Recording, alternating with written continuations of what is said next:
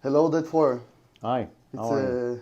a big honor for me in the World Israel Beytenu organization to be here with you in our first podcast in the Knesset. It's my pleasure to be your guest. We're very excited because we have a lot of issues to talk about. But today's podcast is going to talk about the judicial reform. We know that today, we know that you are the chairman of the Committee of the Aliyah and Integration. And we know that you have a lot of, I would say, problems with the judicial reform in your work. And we know that today's very hot topic is the judicial reform, and it's all what's going in the Israeli society. It's important for us to know what is your position on this topic. Unfortunately, I think you're using the wrong term. It's not a judicial reform, it's a revolution. It's trying to make Israel a different country than it is and to sweep the democracy from the state of Israel. I think that we need a judicial reform in Israel, and we need to change a lot of things and to make things better. This is, of course, our mission as public figures in Israel and as a Knesset member, or if you're in the government as ministers. This is what we need to do. There are reforms that are really important to the judicial system and to other systems in Israel. But what we are seeing now is actually the government trying to take for itself more and more power actually from the public. Because Israel is a bit unique democracy. Of course, democracy is about going to vote once in a few years. In Israel, it should be 4 years. We are going pretty much often, but in Israel, we are not electing the government directly. In Israel, the people they vote for the parties, and those parties send the representative to the Knesset, to the parliament, and then the parliament chooses the government. From that point, actually, the parliament is committed to the government, and the coalition is actually the base that runs the Knesset. So the Knesset is not independent. So we have a problem with the separation of authorities in Israel. You're For talking about example, the check and balances, of yes, course. for example, you need to understand in Israel, if you want to legislate a law, first of all, the government decides whether to support this law or not. If the government supports it, it passes. If not, it rejects it. So Right. actually, the Knesset is under the government. It's not completely independent.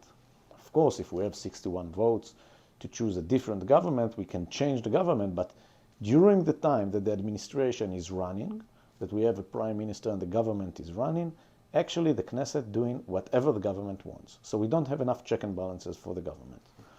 And we have the judicial system.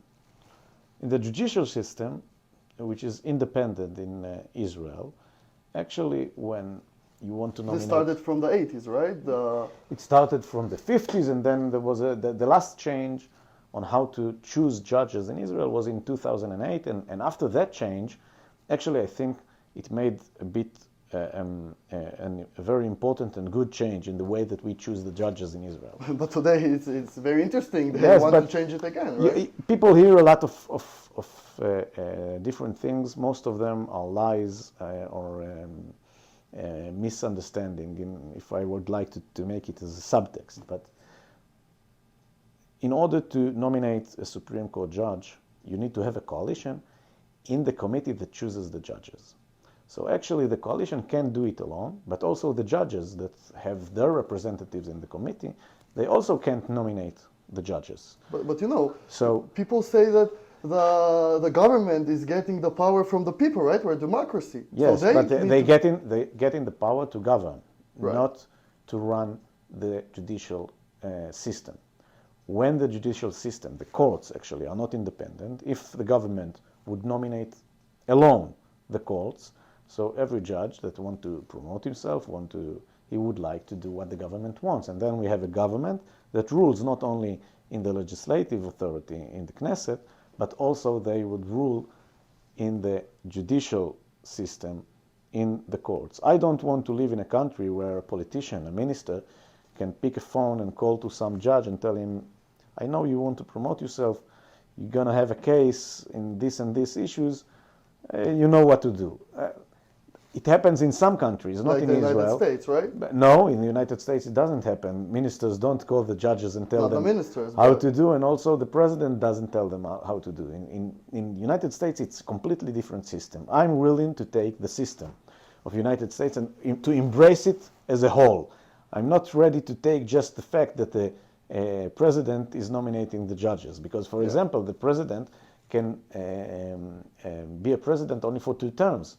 He can be a president only for 8 years. In Right. Israel, we don't have this limitation.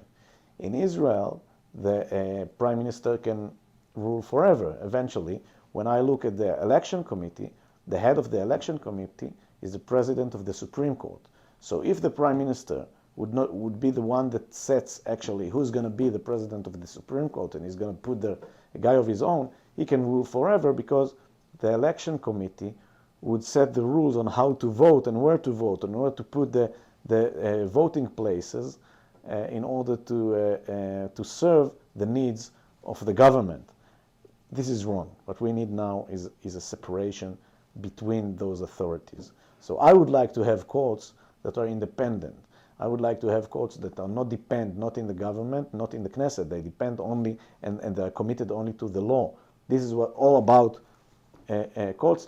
You can't run a democracy when the government is ruling also the legislative authority and also the It's not a courts. democracy anymore. Yes. And the question is, the problem is, can we do this check and balances? Can we do this separation without having a constitution? We see that the problems, we have these basic laws, right? Okay, so that their level is on the same level as the constitution.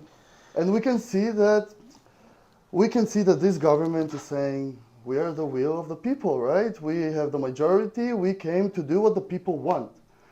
And this is what they're trying to do, to implement laws to change these basic laws, because they're saying those laws were not passed in the 61 But what the government, member Knesset. what the government needs to do is to govern. They need to govern. They need to run things out, and they need to run the education, the Ministry of Finance, the security, the issues, the international issues. But they can't change the Israeli democracy. This is not governing. This is actually making a revolution, and that's what we are opposing. I want a government that actually where is for the people and not for the government. It seems now in the last 4 months that the government was dealing only on how to get more and more power to the government, not in order to be better to its citizens, but in order to get more and more power to the government and to preserve the fact that they can govern and do whatever they want. We don't have the checks and balances here in Israel. We need to build those checks and balances. We need to give more power to the Knesset. We need to give more power to the legislative authority. We need to give more independence to the courts. And yes, we need to give more independence to the government. We need to do a lot of things that we think that we should do, and we should let the people to decide. But we can't do it by changing the way that Israel runs itself just every month. You need to understand. For example, take the Constitution in the United States. I don't remember how many amendments were there, but not many definitely in the last few years. Yeah. Let's see just now in Israel, how many times, this government and also the previous ones, how many times in each and every Knesset they changed the rules Every that actually talk about the system, about how to run Israel and what is the political system. We need to set our rules. Unfortunately, Israel has never declared her constitution. We were tribes that re-established the state of Israel 75 years ago. We had a war to do then, the liberation war, and later we had more and more wars, and Israel wasn't strong enough. We were just a few people here, just 600,000 people in Israel in 1948. Now, 75 years later, we are almost 10 million. Now we're a big country. We need to have a constitution. We need this time in Israel that we have a lot of arguments between ourselves, between all the tribes in Israel. We need to take this situation, and instead of making it the beginning of the end, as some people maybe feel about the state of Israel, and they are very worried about the fact that we are arguing so strongly that this is the beginning of the end, and to make it the end of the beginning. Okay, we had the beginning of Israel, we couldn't set ourselves the legislation, now we need to take the constitution and to make a constitution for Israel, so everybody would know the rules. We need to do it together, but we need to do it with the Zionist powers in Israel. Unfortunately, what we have now is that we see the extremists, the most extreme groups of the Israeli society actually running things in the government. We see in the most extreme groups in Israel telling the government, telling the majority, telling the majority of Zionists in Israel how to live in Israel. So as a concerned, simple citizen in our beloved country, in Israel, I'm looking in this situation and I see the division in our nation. And as a person that didn't vote for this government, how can this reform influence my own life? It can change your life. When Israel won't be a free democracy anymore, and you won't have the courts to defend your rights as a citizen in Israel, maybe you won't have the ability to say whatever you want. But on the other side, we have today's majority, they call themselves majority, right? That they're saying, all these years, my will as a citizen, there was no will by the Supreme Court, by the judicial system. Nobody looked at me as a simple citizen because they're doing whatever they want in this judicial system. They're the elite group, right? They're doing no one interfere in changing the laws. The laws in Israel, you could do whatever you want with them. Actually, I have to say that the Supreme Court gave protection to Israeli soldiers, to Israeli officers, to Israeli politicians in fighting against terror, in fighting against our enemies. The fact that we had the Supreme Court and an independent judicial system allowed us to be strong enough to fight strongly against terror without fearing from international tribunals, because we could say to them, we have an independent judicial system that if someone is doing something that is illegal, then we know how to handle it.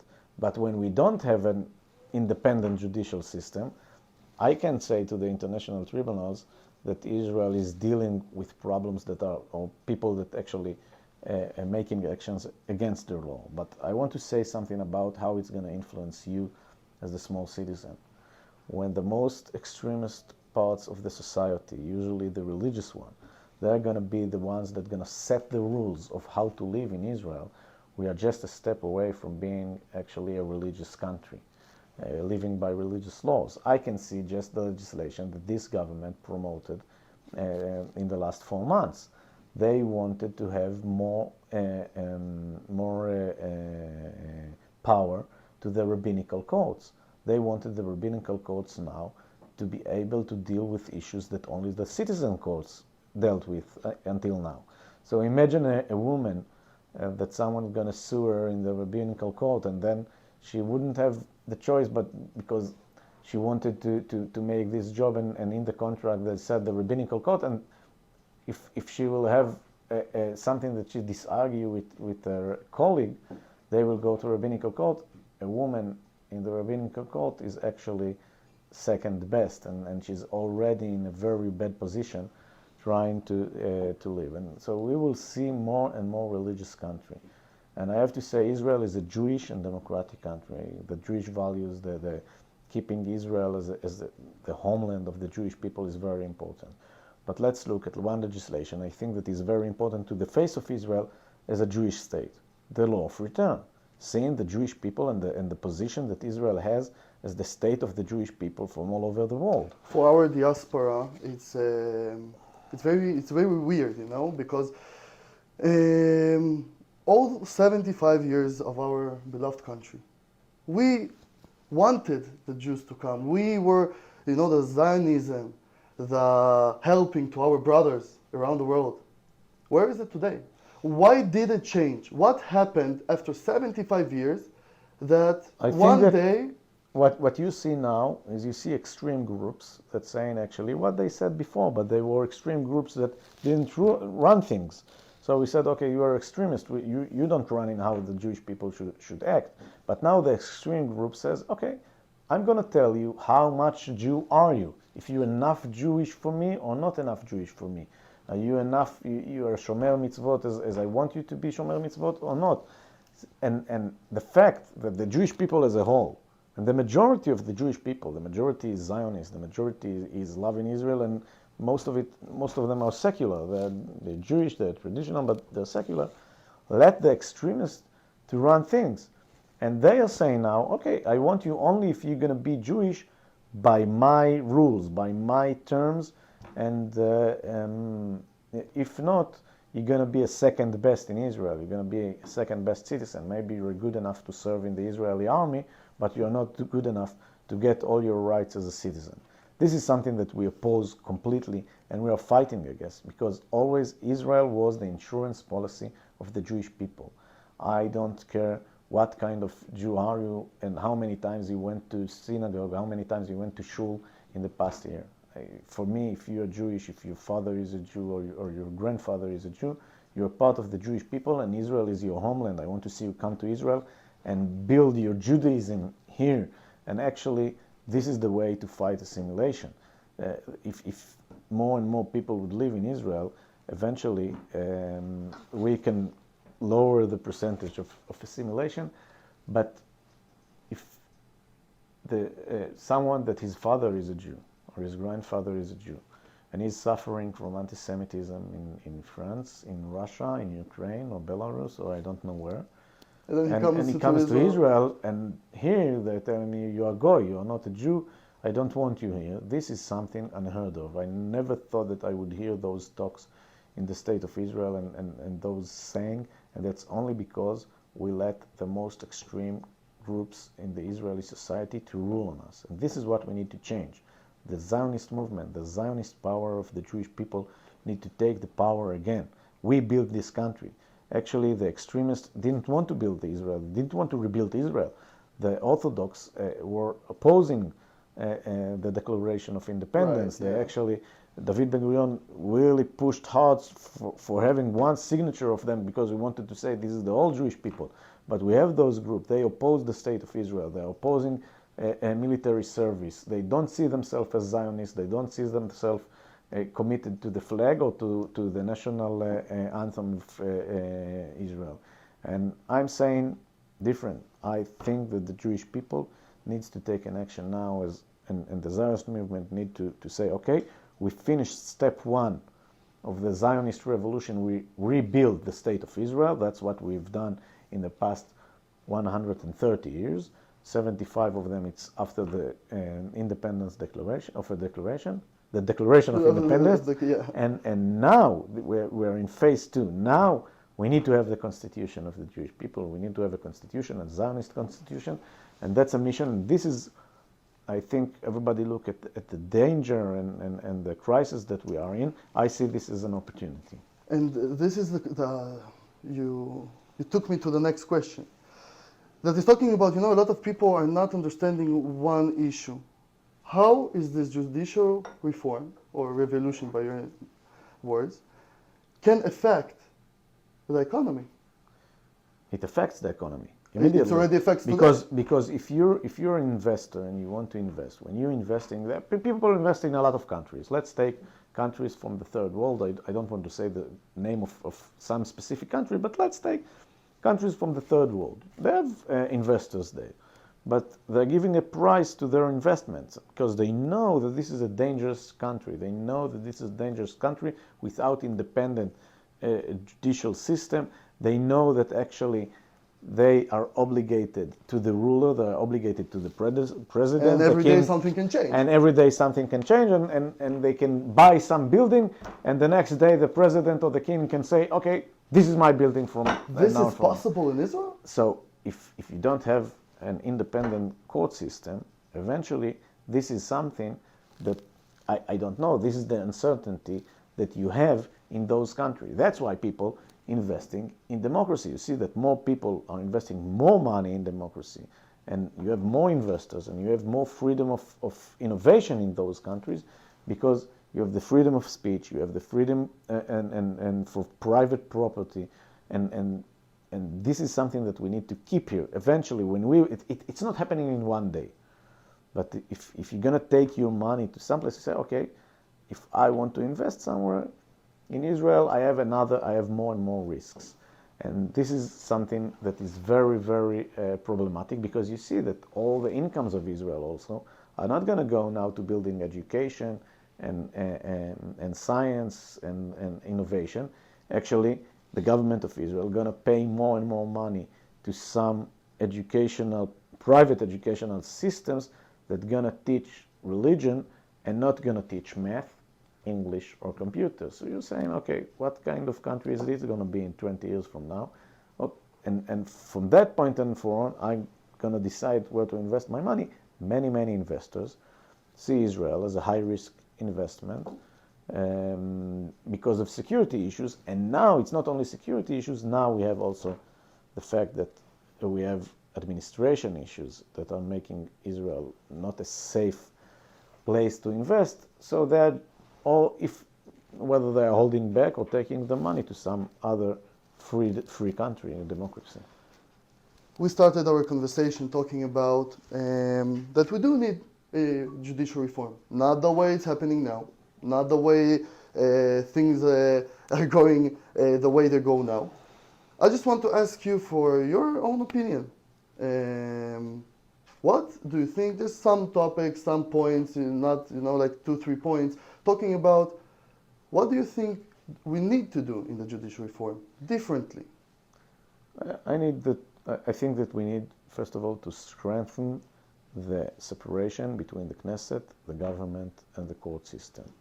Between the Knesset and the government, I think that the Norwegian law that allows ministers to resign and then to come back to the Knesset, we need to change it and to say ministers can't be Knesset member. If you're going to be a minister, be a minister. You can't come back and be a Knesset member, then the Knesset would be more independent and with more power. I think that we need to go and to change maybe our ruling system. As I said, like in the United States, I really like the system in the United States, but we're not going to do it as a whole. But what we need to do is to let the Knesset, after I'm making the Knesset more independent from the government, to give the Knesset more power over the courts, for example, by allowing themselves to reverse a court decision, but not by majority of 61 votes, but with 70 votes, in order to say, okay, this is something that is controversial, this is a very heavy issue, I'm not going to decide about it only with 61 votes, I'm going to decide it about 70 votes. Yeah. The third thing is... you want to see a real majority in the government. Yes. And not only in the government. I'm not talking about the government. Not I'm the talking government, about the parliament. changing. If court said something, in order to change it now, I want to balance it, but I need to balance it with more power, not only with 61 votes, not only 61 fingers. They're not going to be enough. I need at least 70. And I'm looking to the future. What is going to be in Israel in 5-10 years? And I'm thinking, if this judicial reform will pass. It won't. I hope so. What will happen to the judicial system in Israel towards the world? What will happen with the conventions? I don't want to talk about what will happen if the judicial reform will pass, because I don't want to be bad seeing profit and to scare people and to say bad things about Israel. But it's going to be very bad if such a thing happens. It's going to change the face of Israel. I would like to speak differently. Let's talk about hope. Let's talk about if it won't pass, but we will succeed to legislate a constitution. If we succeed to legislate a constitution, then we will have a better free country. Maybe then we will be able to separate between the religious and state. Maybe then, when we will separate between the religious and state, all the citizens of Israel will be serving, for example, a national service or army service. But also, I think that the religion will be much more respectable in Israel and won't be part of the Israel politician and trying to take some budgets from places to places. I think that Israel, the fact that Israel is a Jewish state, not depend in being some religious parties. It depends on how Israel is, and I think the law of return, our flag, our language, for example, Hebrew as a language, and of course holidays and Shabbat as the official resting days in Israel. But every Jewish, you make a different Shabbat. Someone keeps it very, very strict and it's okay, but some other people, they see it as their day off, their day to be with their children, the day to travel a little bit in Israel. And for that, when you separate between the religious and state, you can say we're a Jewish state, we are the homeland of the Jewish people, but we are committed to democracy, we are committed to the constitution, we are committed to Zionism, to the values of the Jewish people, and not to some religious extreme group of the Jewish people. Our meeting today was very special for me. I was Ilan Burkan, Oded for member of the Knesset, the chairman of the Committee of Aliyah Integration. It was a big honor for us to start our series of podcasts with you, with this special and important issue and topic that we talked about today. It was a big honor. Thank you so much, Oded. Thank you very much.